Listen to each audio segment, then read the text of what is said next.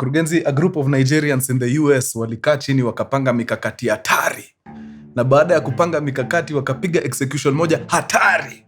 Na baada ya execution vijana wakajipata wako na pesa milioni $400. $400 million scammed out of innocent people in the US. Nigerians ni hatari, mkiwaona muwapigie makofi. Hatari sana hawa watu.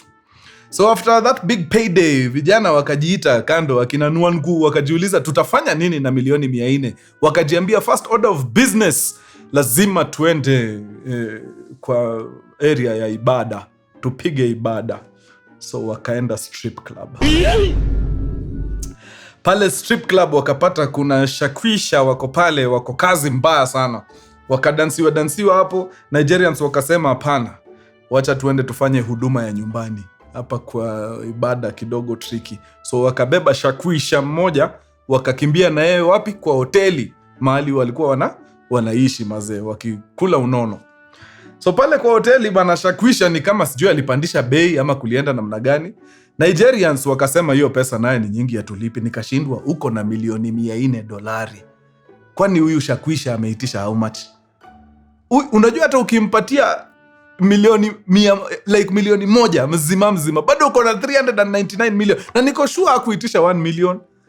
But tu walikaa hivi wakasema hapana, hiyo pesa ni nyingi bana, tukupatii. Sasa dema kajam, sasa mumenitoa huko kwa nini kama mnakuja hapa kunisumbua? Wewe umekuja kuongeza bei pia wewe kuenda huko. Ni kuenda hata wewe kuenda. Kidogo maneno kidogo. Makofi. Wameanza kupigana pale. Of course US tukianza kusikia kitu inakaa tu kama domestic violence, tunapiga simu immediately. So one of the neighbors wa hizo nini wakapiga simu hapo. I think walipiga reception wakapigia polisi wakaingia. Kuingia bana, wanapata akina Nwangu wako hapo wanasumbuana na shakwisha. Lakini hata hiyo haisumbui sana. Kitu inatusumbua ni bags zimejaa dollars hapa, mumetoa wapi? Mnafanyaga kazi gani? Hizi laptop zenu hebu tuzione. Wanafungua wanapata hawa ndio maraia wamekuwa kituibia. Imagine, after tu kutandika watu milioni 400, hata hii kuona jua hiyo pesa, waliipata hivi, wakaenda strip club, wakatoka strip club, wakaenda hoteli, wakatoka hoteli, police station, jela. 20 years. Sababu umekataa kulipa shakwisha kile ameitisha. Very useless. Yeah, but iwe funzo. Now they know better. Or do they? Nigerians ni hatari. Haya. Twende kazi.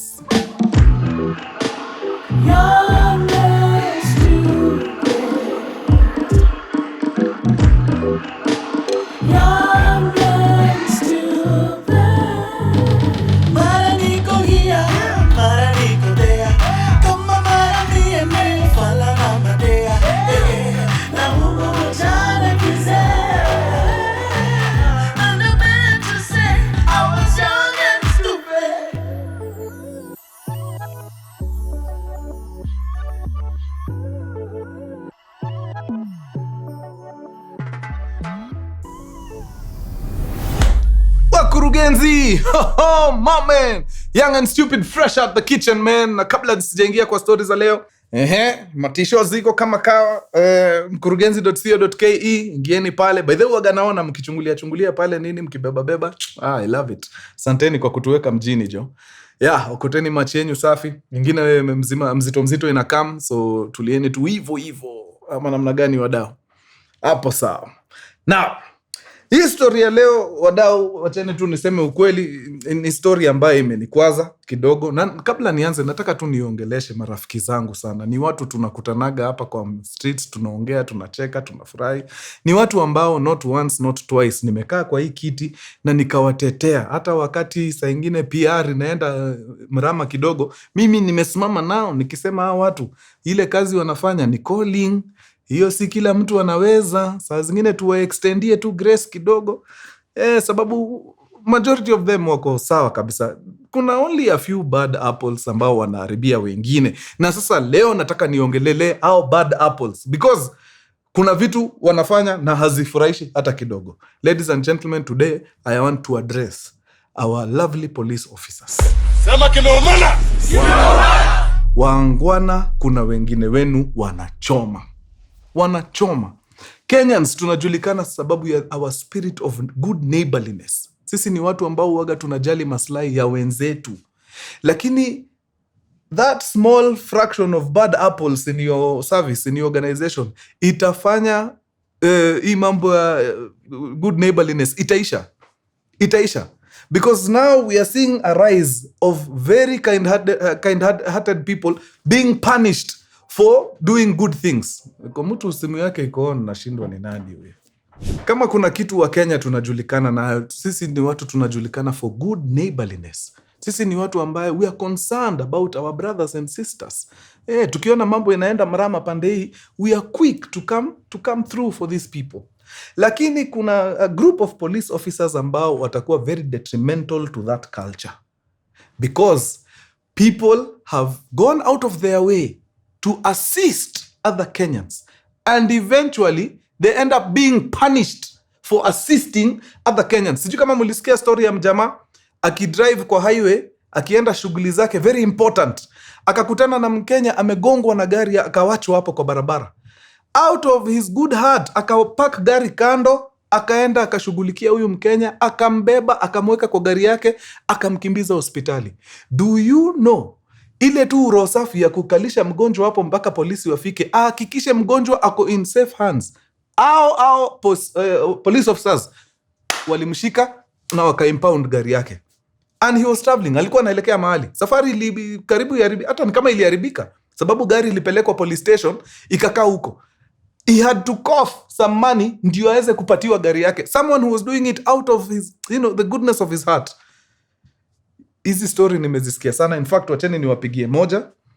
Na naipiga in the hopes that polisi mnasikia hizi story. Kama kuna wenzenu ambao wako na hiro chafu, ongeeni na hawa watu. Sababu leo ni huyu, kesho ni mtu wako atakuwa ameumia na Samaritans watampita hapo kama, sababu hakuna mtu atataka mambo yake, sababu tukisaidia mnakuja mnatudhulumu. Now some 5, 6, 7 years ago, there's a guy, a very good guy, anafanyaga mambo ya ujenzi. In fact, kama umeona ma projects bigi zikifanywa, before the actual groundbreaking nini waga, clients lazima waone hii project itakaa namna gani. Na ndio waweze ku-envision how the project will look like. Kuna watu kazi yao ni kutengeneza replicas of that project. Seme tunajenga city. Seme kama Konza City. Lazima tuonyeshe investors vile hii Konza City itakaa. So, kuna a model city ambayo waga inajengwa. Unaona amenities mahali ziko nini. Kuna watu hiyo ndio kazi yao. Wanatengeneza hizo miniature cities. Ama kama ni building unatengeneza, unataka kuona hii building yako vile itakaa. Kazi yake ni kukam, kile architect amechora pale, anaitengeneza. So anakutengenezea ka miniature building, kitu unaweza beba juu ya meza nini. So hiyo ndio shughuli yake. He's very good at it. Nimeona makazi zake hapa na pale. And he's done some pretty decent jobs hapa nje. Kuna ma buildings naona huku tao, yeye ndio alimake hizo vitu. It's amazing kuona ako kadini alafu uone the actual building, yani replica. Ninakafiti sana.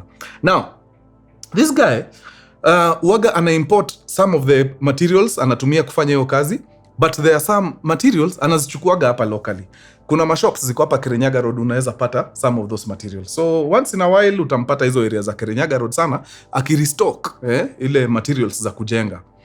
So ndio asisumbuke na mambo ya parking. What he does ni akifika hapo Globe roundabout, badala ya kuingia na gari Kirinyaga Road, anaingiaga nayo Globe ndani. Pale Globe ndani kuna vijana kazi yao ni kuoshea watu magari. So anaiwacha hapo ikioshwa, yeye anaenda anafanya shughuli zake, anakuja analipa watu wakaosh, anatoka. So every day ako na gari safi, sababu utajipata akipiga hiyo lap maybe 3-4 times a week. Now, akiwa hizo malap one time, akienda tu kuingia hapo, alipata kajam kidogo. So akingojea tu kajam kafunguke, aingie kwa roundabout ndani hapo Globe.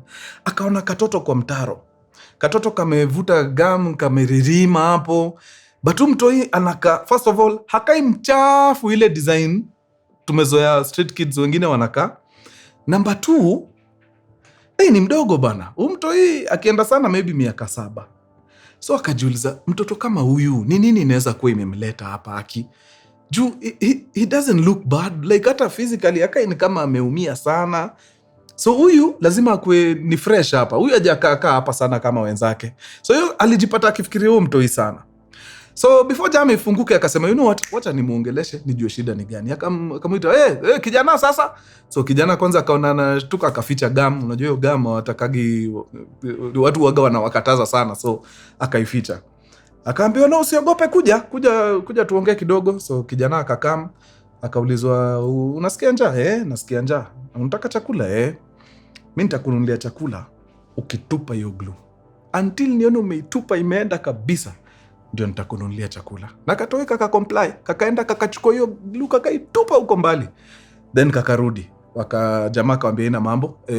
Hapa ndani mali naoshewa gari, kuna mama uwaga analetea watu wa kuoshaosha hapo na mechanics wako hapo food. Twende hapo nikushikanishe. So wakaingia hapo kwa hiyo roundabout mali wanapakigi hapo wakioshaosha magari.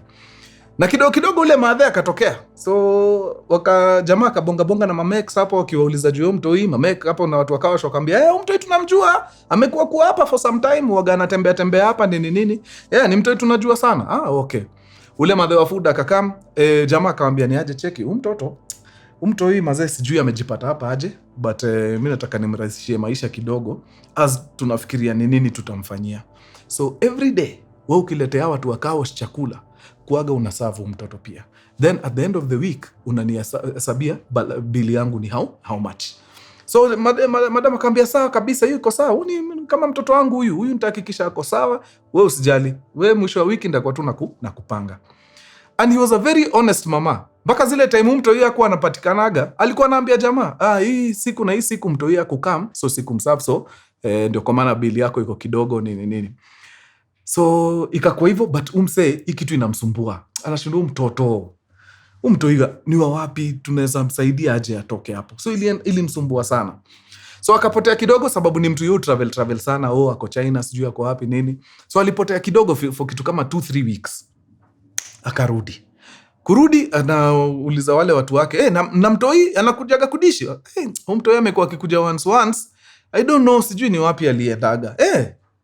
Okay, nitafutieni mtoto niongee na yeye. Naona nikianza kupotea atapotelea kwa hizi streets na staki. So wakamwambia sawa, tuko na namba yako, in case tukimuona tutakushow. Hata ule madhawadisha akasema tulimuona once akapotea, sijui alienda wapi. So jamaa akapotea tena for like a week. Wakamvutia, wakamwambia ni aje unatembea hizi nini? Naingia huko. Good, ukikam ule mtu wetu umempata. Very nice, we mwambieni ya maintain na come through. So of course ikafika time ya kwenda kuchukua mamali zake, na si unajua ratiba ni ile fika pale Globe, ingiza gari hapo kwa car wash, then kimbia pale, fanya mambo yako, rudi.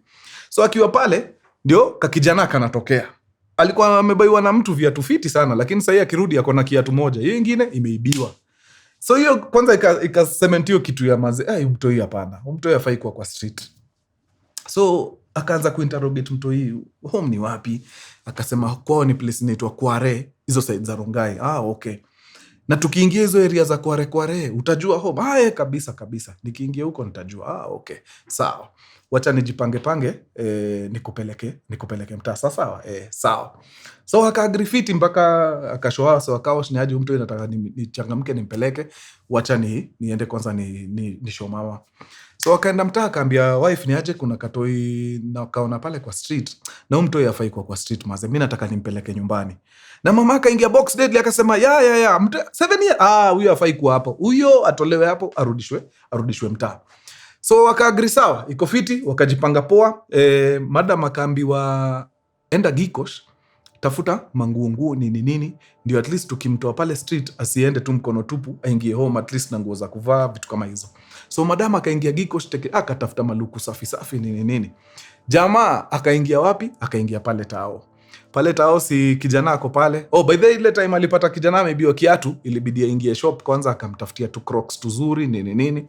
So kijana ako na tu Crocs twake tupoa hapo, but ni mchafu bado. So akaenda akaambia kijana, sasa mimi nataka nikurudishe nyumbani.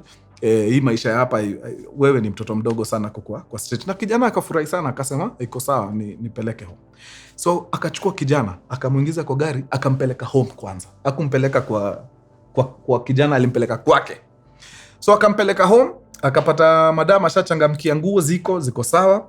Wakaenda wakamtengenezea shawa safi, akakula shawa pale nini. Na watu wa street mazee wanaishi na Mungu. Nasikia mtu hii alienda hiyo ilinuka glue for like 2 days. So after wamesha muosha nini, kila kitu iko sawa, amepigwa luku yake safi, ikakuwa sawa. Ni hivyo sasa, tutafute namna tufanye nini, tuingize kijana mtaani. So hii place watu wanaishi, kuna ma neighbors wako hapo, nani mtaa iko na hiyo unyumba 10, yani deadly design, mpaka moja akipika chapo mazee unagawia wenzako, ni set ya kaa hao 6 hivi. So a few of the neighbors wana check, kuna mtoto huku, kwa hii hao hatujazoea mtoto huku rada. Ndio sawa na explain aje, huyu ni mtoto tumepata utao kwa street, tunataka tumpeleke mtaa. Waka nice. 2 of the neighbors wakasema, mazee hii baraka yenye mnaokota hapa haitatupita, tunawapeleka mpaka mali mtafikisha mtoto home. Sawa, iko sawa.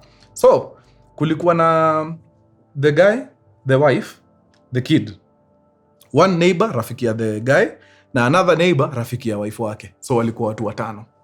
So wakatoka hao vizuri, wameweka mtoipo, wamempakia kila kitu yake safi, wametoka, wameanza kuelekea. Wamekata vichochoro huko. Vichochoro zimewatoa wapi? Zimewatoa kwa roundabout ya study. So plan ilikuwa nini? Plan ilikuwa kwa hiyo roundabout ya study waende na hiyo barabara. Hiyo barabara inaitwa nini? Hiyo sijui kama ni Likoni Road. Ni Enterprise hiyo. So ukitoka study, so assuming ini study, straight ni Jogoo Road uende nini? Wachana na hiyo. Wachana na Jogoo Road kwenda Outer Ring. Kwa hiyo roundabout enda hivi. Lusaka? Juu inaendaga inafika place kuna hiyo roundabout junction ya kwenda Enterprise, ukiendelea mbele unaenda kutokea Nyayo Stadium huko. Bas. Hapo kwa hiyo roundabout. So wanakimbizana na maidha. Kumbukeni safari ni ya Rongai. Na Rongai ikiamua kushikana wewe, mnaenda kuingia huko usiku. So hama jamaa wanatry kufanya nini? Kubeat traffic. So wanafika kwa hiyo roundabout, wanapata hii ile siku. Mshaona time fulani cops waga wanakaa hapo kwa rounda, wanafungia side moja for long. Unashindwa ni nini? Mbona hii side tumefungiwa sana hivi? So mazee wako hapo wanaangalia idhaa, wamefungiwa tu. Na wako hapa kabisa, yani ni yao waingie tu kwa rounda, changamke waende Tekengori. Huyu jamaa akaona walai hapa tukiendelea kungoja itakuwa blanda. So akaamua mimi naenda. Kutoka hapa mahali niko ni kuingia tu kwa rounda, teke nipige hiyo kona niende straight kama nimeishia kabisa. Sijui kwa nini tumefungiwa hapa for long, na mimi naona naweza enda. So mazee akafanyaje? Akadefy hapo karao, akaingia rounda, akashika road ya kwenda. Kumbe mazee hapo kwa rounda tu hapo mbele kuna karao mwingine. Akaekwa kando jo. But haina mambo. After hapa tunafanya mambo fiti, so atatuelewa. So karao akakam. Jamaa hata kungojea akamwambia, afande naelewa. Naelewa. Tulikuwa tumeshikiliwa pale, nikakuwa impatient, nikatoka. But hivi vile unatuona, tunajaribu kukimbiza hii mwangaza. Hatutaki hii jua iset kama hatujafika Rongai. Rongai kuna nini? Huyu mtoto unaona hapa nyuma. Huyu mtoto tumemuokota kwa street. Sasa tunataka tumkimbize, tumpeleke Rongai reunite na watu wake huko, sababu nimekuwa nikimuona kwa street for some time, na huyu mtoto ni mtoto wako sawa sana, afai kukuwa ako kwa street. Karao akamwambia very nice, hebu nionyeshe document ya kuonyesha umekubaliwa kutransport mtoto.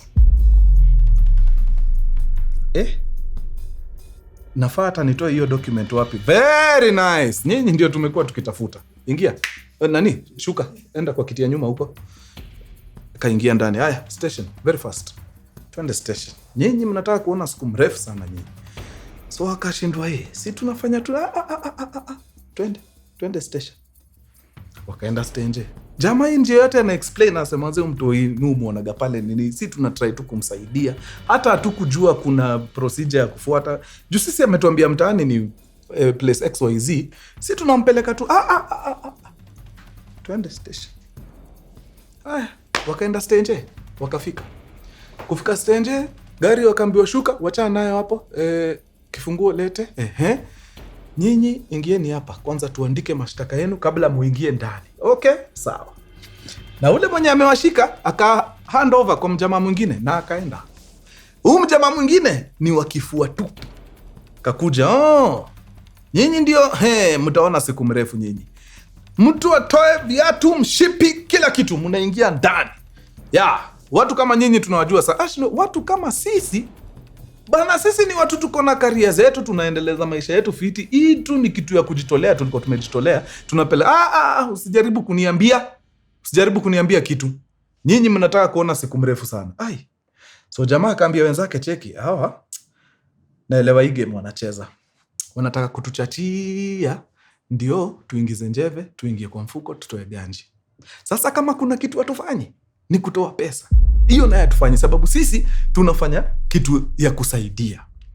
So jamaa anajuana na makara wa bigi yani. Watu hata waingiagi mastenje, wanakaga tu kwa vigilance house. Akaambia wacha ni call jamaa fulani najua huko anaweza tusaidia. Akakoli huo bigi, akamkola. Four phone calls azishikwi. Hii kakata. But anajuana na assistant wake. Uko pana koga na personal assistant. Akajua huyu personal assistant ni arifu wangu pia, wacha nimchapie. Akamchapia, huyo akashika. Akamwambia ni aje, hata natafuta afande XYZ. Mazeo ametushika jo. Nini mbaya? Bana kuna mtu wetu tumekuwa tukiona akihangaika hii town. Tukajitolea tukasema ni aje, since anajua kwao, wacha tumpeleke maze, tumreunite na wazazi. Makarao ametushika kwa roundabout pale Nyayo, pale CT. Wametuweka ndani mazee, wanasema ati sisi tuna traffic watoto bana. Nyinyi tangu lini bana? Ndio tumeshinda hapa tukimwambia hataki kusikia. Hebu mpatie simu niongee naye. So jamaa wetu anapatia huo karao akifua simu, anamwambia ni aje, ongea na huyu. Aliitana majina mbaya hata siwezi sema hapa. Ambia huyo siongei na mtu. Paka jamaa anamwangalia na muuliza, unajua ni nani? Unatumia maneno kama hizo, unajua ni nani? Sijali. Pigia mwenye unataka. Nyinyi ni majangili, mnatusumbua hii town, alafu mnakuja hapa kututishia na masimu. Hakuna sishiki. Na ukinikaribia nda kupiga kofi wewe, unijui. Jamaa kaona maze nilikuwa simu. Kaka ni kama hataki, akasema nimesikia hata hizo maneno ameongea hadi nini, mwambie nimemwambia ashike hiyo simu sai.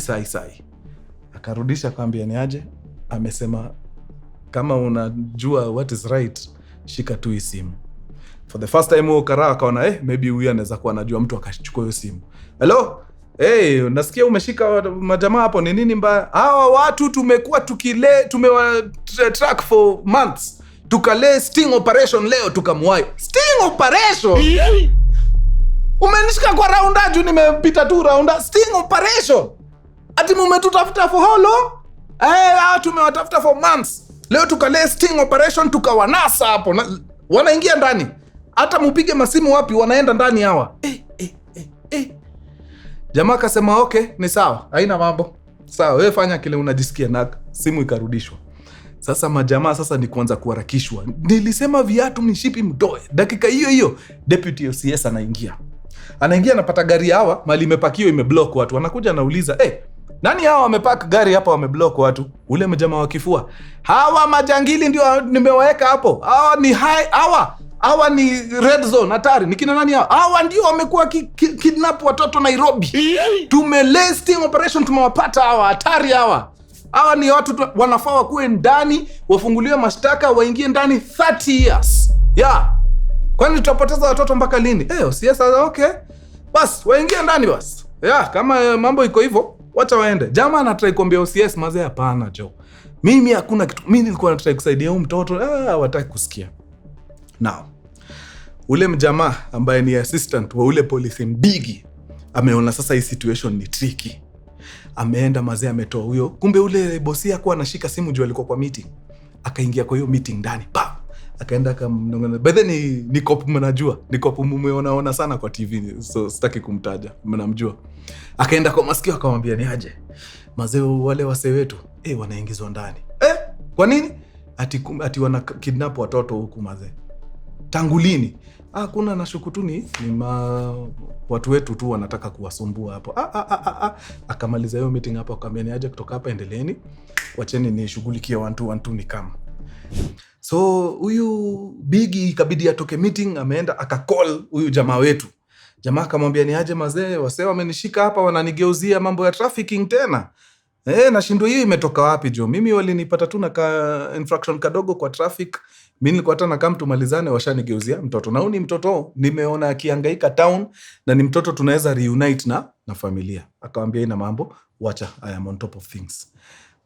Akakata simu, akaanza kupigia OCS. Unajua yeye ni bigi, so simu zinapigwa hapo haraka fast. Akapigia OCS akumpata. Akapigia OCPD. Sasa ni mbigi wa hiyo police division. OCPD alipatikana. I think OCPD alipatikana. OCPD kupatikana, akaanza kuweka pressure hapa kwa huyo OCS sasa. Kumbe OCS naye ameacha simu, sijui alikuwa ameenda shughuli gani, either lunch or something. Anarudi anapata 30 missed calls. Simu zimetoka kila mahali. Like at some point mpaka huyo big huyo dosi wa huko vigilance alikama kaanza kucall mpaka huyo OCS tena. Yani it was crazy. Hebu imagine wewe unakaa mweni OCS, alafu unapata OCPD wako amekupigia missed call 8, mdosi huko vigilance amekupigia sijui 15 guy. So kabla ashiki akaitana, we ni nini? Mbona natafutwa hivi? Nashuku ni hao watu wa hii mambo ya child trafficking. Wametraffic nani watoto wapi? So waka-explain hapo, tumewashika kwa road nini, na kumekuwa na ngori za child trafficking ni nini. So unajua lazima tuatishie. Ndio kama ni ukweli wana traffic, watu waambie ukweli, unaona? Si ati ilikuwa ni kwa ubaya. Jamaa kaambia wewe kwanza, wewe sitaki kusikia mambo yako, wewe ndio unatuweka kwa hii ngori. Wacha ni deal na hii story, ni malizana nayo, then nikuje nipambane na wewe. So akaongea na bosi huko, akamwambia no, iko sawa, tushasikizana, it was a slight miscommunication mahali, don't worry sir, mambo iko fiti. In fact tuachie, tutahakikisha any assistance au watu wanataka kwa hii quest yao ya kufikisha mtoto nyumbani, tumewapatia 100%. Hata escort tutawapea hawa, iwafikishe mpaka mahali wanataka, sababu ni wananchi ambao wako na utu. Wako sawa kabisa. Na usiogope kutoka hapa. I got this. Kama OCS I got this. Nilikuwa nimetoka kidogo. Deputy OCS ndio alikuwa. But sasa nimerudi. Let me take it from here. So simu ikakatwa na but by the time wanapata mjamaa wale, huyo bosi huko alikuwa shatuma huyu PA wake. So aza watu wanamalizana na polisi, PA anaingia police station. So akapata wale wasio wanamalizana, makops wamewapatia mpaka escort, mnataka niwapatie Land Cruiser. Wakasema tutaki Land Cruiser yenu, hata nyinyi hatuwataki. Wetu wekeeni mtoto wetu kwa gari, si tuende tupeleke. Hata niwapatie kapikipiki ifanye wii kwa nini angalau mfia staki. Wacha. Wakaingia kwa gari yao, azo wanatoka, ule PA anaingia. Wanamwambia, iko sawa Munene, haina mambo, unaweza rudi tu kwa bosi, hapa tushamalizana. Munene akasema mshamalizana? Nyinyi mmemalizana, sisi hatujamalizana. Akaingia hao, wakaelekea Rongai. Ningependa sana kukua hapo nione huyu bosi ni nini alifanya hapo. Unajua alifanya mambo. Unfortunately hatukuwa hapo. Sasa sisi tukaenda wapi? Rongai kupeleka mtoto. So wakati watu walikuwa wameshikwa kwa hii police station hapa, simu ilipigwa. Unajua wameekelewa hawa ni traffickers, na imesemekana mtoto ni wapi? Kware. So walipiga simu mpaka Rongai, hiyo police station ya hiyo jurisdiction. Wakauliza, kuna mtoto hapa alikuwa ameripotiwa missing. Anaitwa ABCD. Okay, tuko na okay. Sawa. So hiyo wakaascertain. So kule kwa hiyo police station Rongai, juu wamepata ripoti mtoto amepatikana na anakam, waka alert baba ya mtoto akuje. So baba akakuja teke mpaka police station. In fact, argument yao watu wa kusaidia mtoto ilikuwa, mumeshapiga simu Rongai, mumeambiwa kuna mtoto, sisi mumetushika tukiwa on route to Rongai, tunarudisha mtoto. So kama sisi ni traffickers, kwa nini tuchukue mtoto tumrudishe kwao na ni kuiba tunaiba? Si tungekuwa tunaenda huko Thika ama Machakos ama like nyinyi mnaona hiyo ina make sense kweli? But anyway, I think vijana hapo walikuwa wanatafuta tu vile kukula hawase. So now hiyo story ya police station imeisha. So teke ngori mpaka wapi? Mpaka Rongai. Wanafika Rongai, wanapata mzae ako area ameletwa. So wanakaa mtoi na reunite na mzae manze na wanasalimiana fiti. Unaweza tela kuna animosity hapa. By the way wanasalimiana poa sana. Father anasikia fiti, hata unaona akona mpaka tu machozi kwa macho. So of course wakakuwa curious maze, how does a father lose a whole child for 8 months? Walienda huko wakapata hiyo missing person report ilikuwa imepigwa 8 months ago. Turns out huyu mama, huyu mzee na mama ya huyu mtoto walikuwa naishi pamoja. But mama ya huyu mtoto anagonga chang'aa. Anakata maji wewe. Like ukiona yani wewe mzae si ati anajiweza sana, lakini anakuambia mtu yangu uko mbaya. Wewe uko mbaya. So huyu madam akikataga maji alikuwa na come home anavuruga kila mtu. Anavuruga mzee, watoto wanalala nje. Zeo na madhe mafia hivyo. Hizi ni story music na mabuda. Sijaisikia wa mama wako hivyo. So siku moja ameingia. Akapata mzee ametulia tu na watoto hapo, ana mambo mingi, ako maglasi mbaya zimemshow. Akaingia mazee, buda akampima hivi akaona unajua madhe ametusumbua hapa for so long. I think nimefika mwisho. Na pia mimi niko na kwetu. Kwani mimi sina kwetu? Niko na kwetu. Baba, va. Ambia pia nani avae huyo mdogo. Tunatoka, twende. So vijana wamepiga macrocs, haraka faster tunaishia na dadi. Wakienda kutoka madhe akashika mzae kwanza, akamrudisha ndani na akamubembeleza. Ile kidogo unajua ile ya kuestablish dominance. Mzae akafika mahali akasema sasa mtoto wangu wa 7 years akiona nikibembelezo hii design ataambia nini wenzake? Si hivyo ndio nimeanza kupeleka self esteem ya kijana wangu chini. Akasema uongo mbaya, au niguzi tena. Akashika mtoto, twende baba. Akienda tu kutoka kwa mlango hivi, madam akamshika, akamrudisha ndani. Mzae akamtoa mkono na akampiga ile push ya, unajua ile wachana mimi wewe. Kumbe hiyo push ilipata sijui nini, kuna kiatu hapa chini. Madhe akakanyaga kiatu, akaanguka, akagongwa na kona ya kitu. Either ni stool ama ni meza. So ameanguka, imemgonga, amekatika. Sasa kukatika, si ni damu inatoka. Hakunaga exhibit mzuri wadau kama damu. Huyu mama alitoka mbio ingine deadly akielekea Rongai police. Aliingia tu hivi na madamu wakasema wananiua. They are killing me. Wananiua. Hata watoto wa 7 years wananiua. Either nilale na nyinyi hapa ama niende mnizikwe. You choose. So of course makarao kuona hivyo wakasema hapana, hatuwezi kubali mama aumie. Teke ngori, Mariamu wakapata mzae huko akiwa na watoto wake akijipanga kutoka ndani. Kidogo kidogo kotini, kidogo kidogo 5 years ndani ako kamiti. So akiwa kamiti, sijui kama ni good behavior ama ni decongestion ama tu kuna mse ali go through your case akadiscover huyu mzae aliekelewa ngori. Aliachiliwa after 1 year. Kuachiliwa after 1 year akapata kijana yuko, mama yuko, walipotea. Amekuwa kitafuta huyo mtoi deadly. So yeye ndio actually alienda akaeka ripoti Rongai police kusema mtoto wake hajui yako wapi. Na tangu waachiliwe mpaka leo imekuwa miezi 8.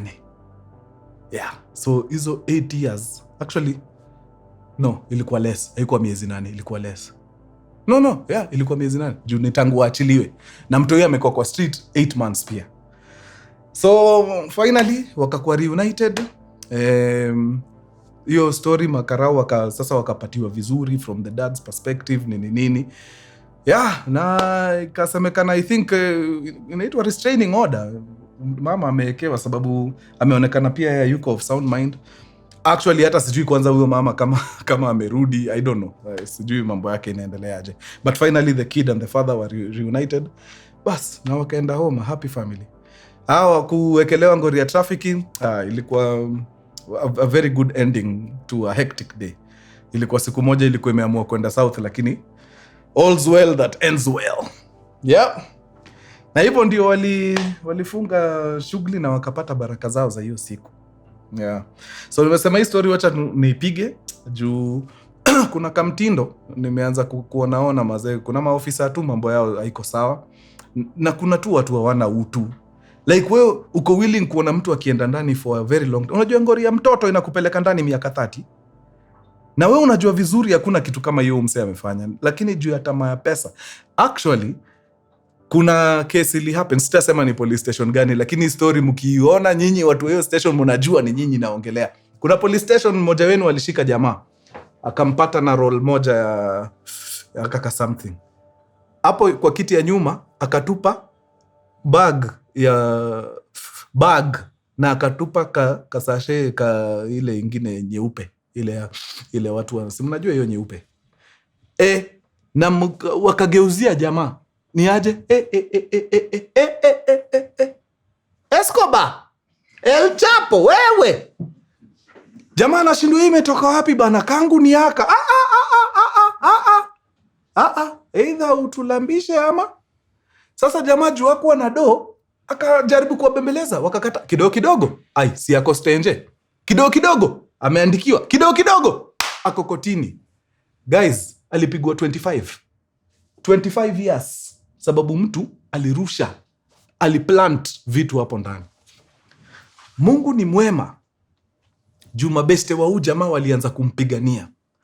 Mungu ni mwema, alitumia malaika wake kuguza a friend of this officer. This friend of the officer alikuwa na conversation na huyu officer juu ya hii kesi. Sababu yeye kama friend anaona jamaa akia Mungu huyu vile anaenda atapigwa ndani miaka 25. Na anajua fiti ni kuekelewa naekelewa. So he calls the officer, anamwambia mazee, buda, okay, ile point ulikuwa unataka kuprove, I think umeprove.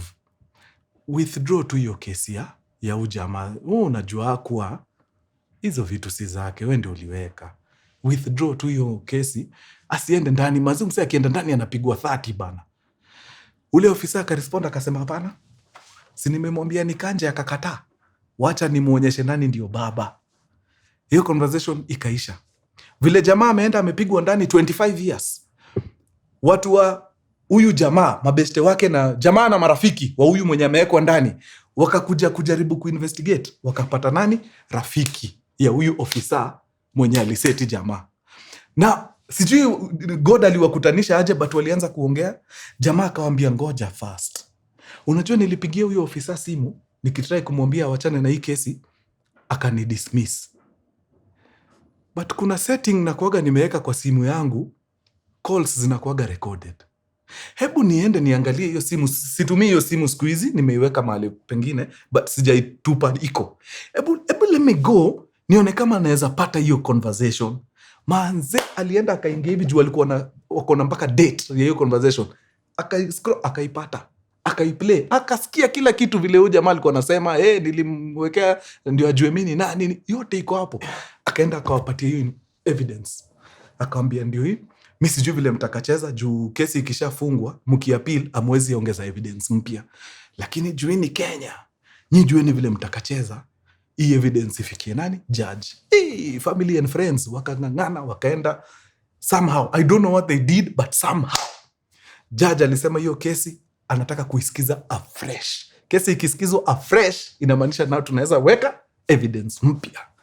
Ile phone call ikawekwa pale ndani. Judge akasikia akaascertain ya kwamba mse alikuwa anapelekwa ndani for life. Mungu ni mwema. Alikama kaambia ofisa, wewe sababu ya kujaribu kuharibia mtu mwingine maisha, ile kifungo ambayo huyo alikuwa anaenda kuserve, wewe ndio unaenda kuiserve. Ofisa ako ndani miaka 25. Vile inafaa. Sijai kupata happy ending deadly hivyo. Iliwestia huyu mjamaa 8 months. Ama alikuwa 7. Aliingia ndani kamiti 7 months. Lakini alitoka. Na ule mwenye alimuingiza kwa ngori ako ndani. So maofisa nyinyi watu wa nguvu, na napiganga mastori zenu hapa nikisema vile mnafanyaga vitu poa. But sasa nyinyi hawa samaki wadogo, si samaki wadogo, hawa rotten apples wanaharibu. So turekebisheni guys. Na sababu nimewa correct sasa, si ati mkinipata pale mwanze kunibeba. Jua pia saa ingine wengine wenu wanakuaga na kiburi ingine. Sasa juu nimesema tu story hapa, sasa unataka unihande? Hapana. Si tunarekebishana tu, hata mimi ukinipata kwa ngori si unanirekebisha tu. Si ati kuwe kiburi, no.